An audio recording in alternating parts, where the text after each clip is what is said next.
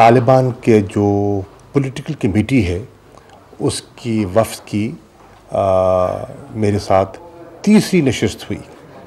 2 مرتبہ پہلے ہم ملاقات کر چکے اور آج تیسری نشست تھی. مفصل گفتگو ہوئی. سارے پیس پروسیس کے بارے میں ہم نے تبادلہ خیال کیا. پاکستان کی جو کنٹریبیوشن ہے اس کو آج سب تسلیم کر رہے ہیں کہ اس امن کے عمل میں پاکستان کا کردار کیا رہا ہے اور کتنا مثبت رہا ہے. آج جہاں ہم کھڑے ہیں ہم سمجھتے ہیں کہ 3 ہم نے اہم قدم اٹھائے ہیں اور میں 3 سنگ میل میں سمجھتا ہوں اس پروسیس میں جو عبور ہوئے ہیں ان کا ذکر کرنا چاہوں گا.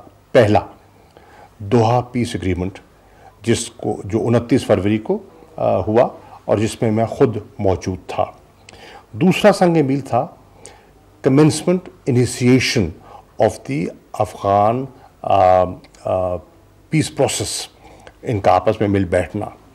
اور تیسرا جو سنگ میل عبور ہوا وہ ہے ایک معاہدہ، رولز اور پروسیجرز کہ کل کو جو افغانستان کا مذاکرات کا عمل آگے جاری ہونا ہے اس کے حدود و قیود کیا ہوں گے اور کن ضوابط، قوانین و ضوابط کے تحت بات کو آگے بڑھایا جائے گا. یہ بھی طے ہو گیا کہ اگلا جو مرحلہ ہے مذاکرات کا وہ انشاءاللہ ہوگا 5 جنوری کو 2021.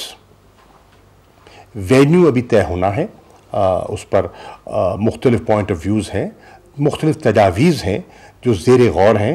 ابھی حتمی فیصلہ اس کا ہونا ہے. دونوں سائڈز نے اپنی اپنی پریفرنسز کا ذکر کر دیا ہے. پاکستان نے ایک دفعہ پھر باور کرایا اور جو تسلیم کیا جاتا ہے آج دنیا میں کہ افغانستان کے مستقل امن کے لیے کوئی ملٹری سلوشن نہ ہے اور ایک پولیٹیکل نیگوشیٹڈ پولیٹیکل سیٹلمنٹ جو ہے یہ واحد راستہ ہے ایک پرامن اور مستحکم افغانستان کے لیے. پاکستان نے آج کی نشست میں اپنا نقطہ نظر طالبان کا جو وفد تھا جس کی سربراہی ملا عبدالغنی برادر کر رہے تھے اور اس میں جو ان کے مین نیگوشیٹر ہیں شیخ حکیم وہ بھی موجود تھے. ایک چیز جو بالکل واضح دکھائی دی ہمارے تبادلہ خیال میں کہ اب یہ ادراک واضح ہو چکا ہے کہ پچھلے 40 سالوں میں جو کچھ افغانستان میں ہوا اس سے افغانستان کا بے پناہ نقصان ہوا ہے. نہ صرف افغانستان کا نقصان ہوا ہے، پاکستان کا نقصان ہوا ہے اور اس خطے کا نقصان ہوا ہے. اور یہ ایک تاریخی ایک موقع ہے، ایک اپرچونٹی ہے اس کے ازالے کے لیے اور اسے ضائع نہیں ہونا چاہیے.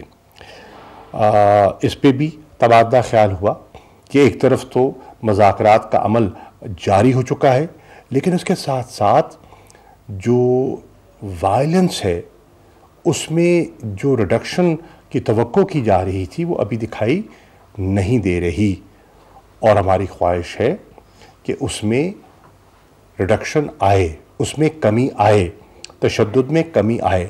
لیکن یہ ذمہ داری صرف طالبان پہ عائد نہیں کی جا سکتی. سب جو سائڈز ہیں، جتنی بھی سائڈز ہیں انہیں اپنا کردار ادا کرنا ہوگا. صرف یہ سارا بوجھ طالبان پہ ڈال دیا جائے تو وہ حقائق کے برعکس ہوگا اور اس کی بہت سی وجوہات ہیں کہ وائلنس کیوں ہو رہی ہے، کیسے ہو رہی ہے اور اس پہ انہوں نے اپنا نقطہ نظر پیش کیا. لیکن ہماری خواہش یہ ہے کہ ریڈکشن بھی ہو اور یہ ریڈکشن جو ہے وہ سیز فائر کی طرف آگے بڑھ پائے۔ ہمارا خیال ہے اور یہ ان سے کہا گیا کہ ایک مستحکم افغانستان کے لیے ایک کمپریہنسو اور انکلوسیو سیٹلمنٹ درکار ہے۔ اس کے بغیر ایک مستقل عمل اور مستقل امن جو ہے وہ ممکن نہیں ہوگا۔ انٹرنیشنل کمیونٹی بری الذمہ نہیں ہو سکتی، انہیں اپنا کردار ادا کرنا ہوگا۔ اگر افغانستان کو وہ مستحکم دیکھنا چاہتے ہیں، پرامن دیکھنا چاہتے ہیں، تو انہیں کردار ادا کرنا ہوگا افغانستان کی ریکنسٹرکشن میں اور افغانستان کی اکنامک ڈیولپمنٹ میں انہیں اپنا کردار جاری رکھنا ہوگا، اور اسی سے ممکن ہوگا افغان ریفیوجیز ہیں ان کی واپسی۔ امن ہوگا تو یہ پروسیس آگے بڑھے گا، اور اس کی واپسی میں بھی انٹرنیشنل کمیونٹی کو اپنا کردار ادا کرنا ہوگا۔ طالبان کے وفد نے برملا اظہار کیا اور وہ معترف تھے پاکستان کے کردار پر۔ وہ سمجھتے ہیں کہ پاکستان کا کردار بہت مثبت رہا ہے اس عمل کو آگے بڑھانے میں۔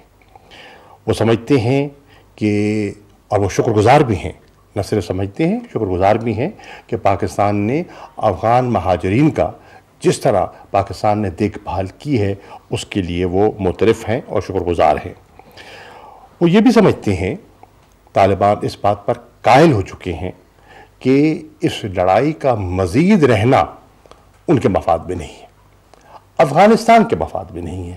اس لیے مجھے ان کی گفتگو سے امن کی طرف ان کا ایک رجحان اور سنجیدگی واضح طور پر دکھائی دی، اور یہ بڑی حوصلہ افزا بات تھی کہ آج نہ صرف انٹرنیشنل کمیونٹی بلکہ طالبان جو ہیں وہ بالکل سنجیدہ ہیں اس عمل کو آگے بڑھانے میں، اور پاکستان کے کردار کے بارے میں سب معترف ہیں۔